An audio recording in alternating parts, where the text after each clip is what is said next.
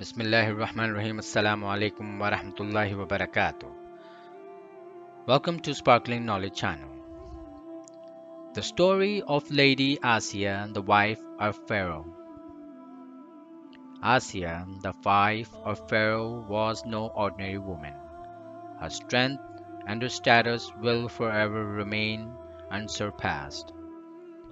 She was a woman who never allowed herself to be defined or limited by her painful circumstances, but rather carried in her such a deep faith and sense of self that she was willing to die for what she believed in.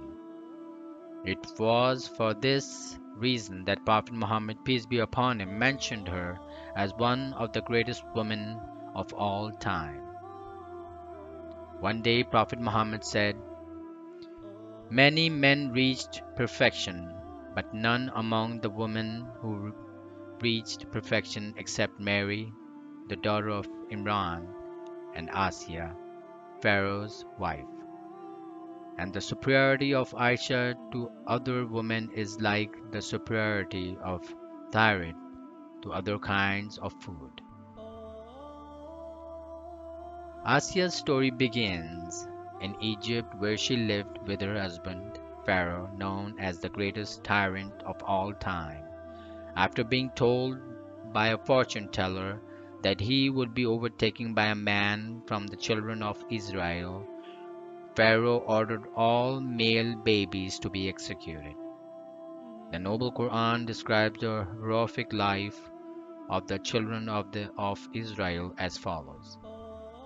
"And remember, we delivered you from the people of Pharaoh.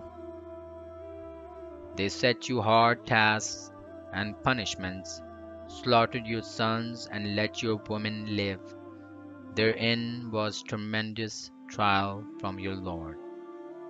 So when Prophet Moses, peace be upon him, was born, his mother feared for his life, but God assured her that he would be safe, and told her to place him in a basket and put him on the Nile. The Quran tells us, "And we inspired the mother of Mosa, saying, 'Suckle him, Mosa. But when you fear for him, then cast him into the river and fear not, nor grieve. Verily, we shall bring him back to you, and shall make him one of our messengers.'" And just as God had promised, Prophet Moses came safely to shore, where he was found by Asyia, who was able to convince her husband to keep the child.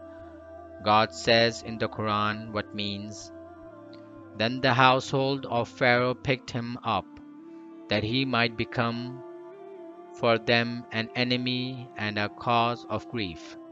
Verily, Pharaoh, Haman, and their host were sinners." And the wife of Pharaoh said, "A comfort of the eye for me and for you. Kill him not. Perhaps he may be benefit to us, or we may adopt him as a son." And they perceived not the result of that. So Moses grew under the protection of Asyia in the house of Pharaoh. Moses grew to be great prophet who called his people to worship of one God, but because of the oppression of Pharaoh, few people believed in him. Pharaoh proclaimed himself as God, and many of the children of Israel were terrified to disobey him. God says in the Quran, what means, "Then he collected his men and made a proclamation, saying, I am your Lord Most High." For those who had dared disobey Pharaoh and believe in Moses was gave punishment. When the magicians realized the truth of Moses' message, they immediately believed in the one true God.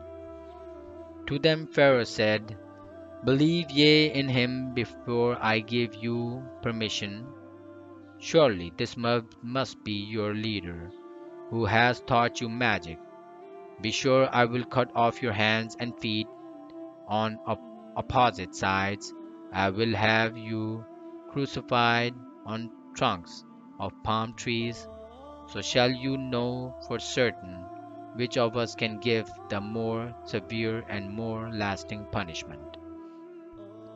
Yet, despite this persuasion, Asyia believed in Moses' message and held firmly to her faith.